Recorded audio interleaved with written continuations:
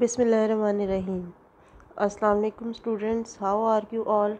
Students, today we are going to have our lecture number 17 for ninth class.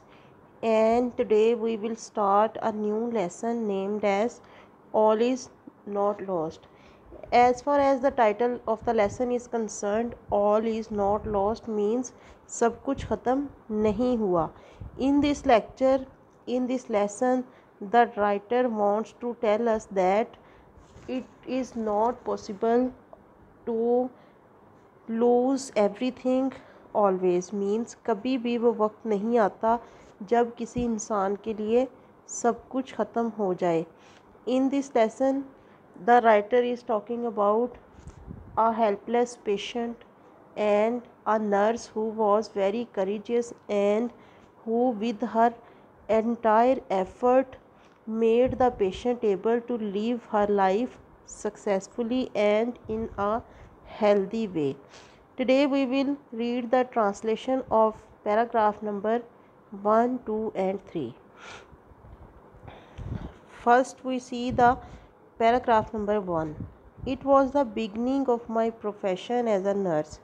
Here the nurse is telling the story by saying it was the beginning of my profession as a nurse. ये मेरे एक nurse के तौर पर ये मेरे पेशे की इब्तदा थी. I worked in the intensive care unit of neurology ward.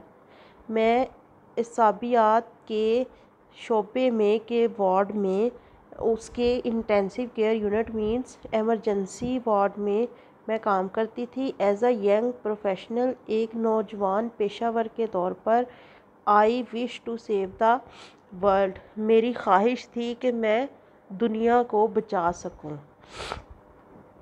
I was excited, मैं बहुत खुश होती थी. टू सी पेशेंट्स, जब मैं मरीज़ों को देखती थी. मेकिंग क्विक रिकवरीज, जब मैं मरीज़ों को जल्द सेहतियाब होता देखती थी तो मुझे बहुत ज़्यादा खुशी होती थी. फ्रॉम डिवेस्टेटिंग एक्सीडेंट्स, यानी जब उनको मैं शदीद तरीन बदतरीन हादसात से सेहतियाब होता देखती थी मुझे बहुत खुशी होती थी. येट आई वॉज पेंट, ताहम मुझे तकलीफ़ होती थी. टू नर्स दोज, उनकी देखभाल करके. Who were struck with acute neurological disorder, जो कि उन लोगों को देखकर मुझे बहुत तकलीफ़ होती थी जो एसाबी तौर पर बहुत ज़्यादा बेतरतीबी का शिकार हो चुके थे. मींस जो लोग शदीद किस्म के हादसात का शिकार थे और अब बेबस थे, मुझे उनको देखकर बहुत तकलीफ़ होती थी. Here we have a question. What is an ICU in a hospital? ICU means intensive care unit. This is the part of the hospital in which serious patients are kept. Then we have paragraph number 2. One day, एक दिन, standing at the beside of a young bus accident victim.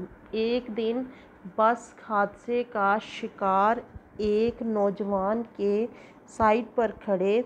I wandered, मैं हैरान थी. If she could make the same recovery as others, के क्या वो भी दूसरों की तरह सेहतियाब हो सकेगी. Hira is the patient. Hira had received severe head and spinal injuries. Hira को सर और रीढ़ की हड्डी में बहुत शदीद चोटें आई थी. As he was hit by a speeding bus, क्योंकि उसको एक तेज़ रफ्तार बस ने टक्कर मार दी थी. While crossing a busy road, कब टक्कर मार दी थी, जब वो एक मसरूफ़ सड़क पार कर रही थी, तब एक तेज़ रफ्तार बस ने उसको टक्कर मार दी थी. I took her lifeless arms in my hands, मैं उसकी बेजान जो बाजू थे वो अपने हाथों में लेती. And try to do several exercises on her, और मैं उसको बहुत सी वर्जिशें करवाने की कोशिश करती. बट इन वेन, लेकिन बेफ़ायदा. यानी मैं उसके बाजुओं को अपने हाथों में लेकर बहुत सी वर्जिशें करवाने की कोशिश करती थी, लेकिन कोई फ़ायदा नहीं हो रहा था.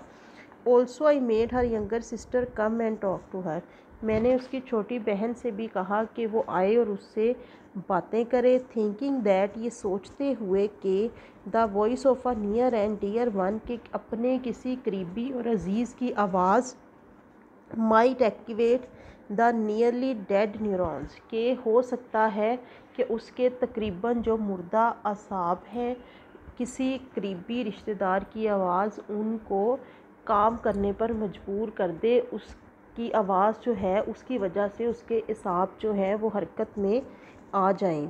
शी कुड सी, वो देख सकती थी, बट नॉट टॉक, लेकिन वो बोल नहीं सकती थी, बात नहीं कर सकती थी। हर eyes showed a certain helplessness, उसकी आंखों में एक वाज़ेह किस्म की बेबसी नज़र आती थी। I could read her mind through her eyes, मैं उसकी आंखों के ज़रिए उसके जहन को पढ़ सकती थी। पर शायद शी वांटेड टू से, वो कहना चाहती थी, प्लीज़ हेल्प मी, कि मेरी मदद की जाए, मेरी मदद करो। Here we have a question: to what extent does the recovery of a patient depend upon the doctor and the nurse? Means ये डॉक्टर और नर्स पर किस कदर इन्हिसार करता है कि मरीज़ जो है वो सेहतियाब हो सकता है। So you will answer this question according to your opinion. Then we have paragraph number 3। A fellow nurse came near me and asked, मेरी एक साथी नर्स मेरे पास आई और पूछा, Raheela, Raheela is the name of the nurse, Raheela Raheela is the nurse who is telling the story.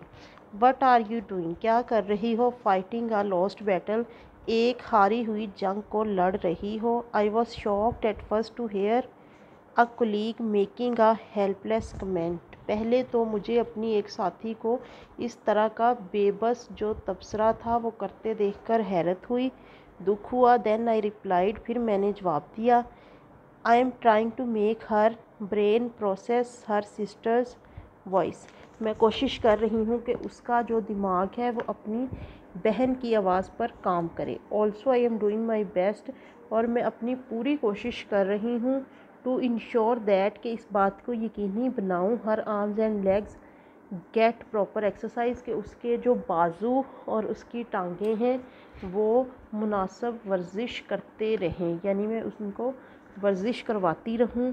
This might help her walk like a normal person, इस तरह करना जो है मीन्स इस तरह वर्जिश करवाना जो है हो सकता है कि उसको एक नॉर्मल इंसान की तरह चलने में मदद करे। मीन वाइल, उसी वक्त a senior doctor on duty, एक बड़ा डॉक्टर जो कि अपनी ड्यूटी पर था, वॉक्ड इन, अंदर आया। He gave me an ironic smile and said, उसने मुझे तंजिया मुस्कुरा कर देखा और कहा, if you spend most of your duty hours on one patient, अगर आप अपनी ड्यूटी के ज़्यादातर घंटे एक ही मरीज़ पर लगाएंगी, we will have to recruit more nurses, तो हमें मज़ीद नर्सिस जो हैं उनको भर्ती करना पड़ेगा।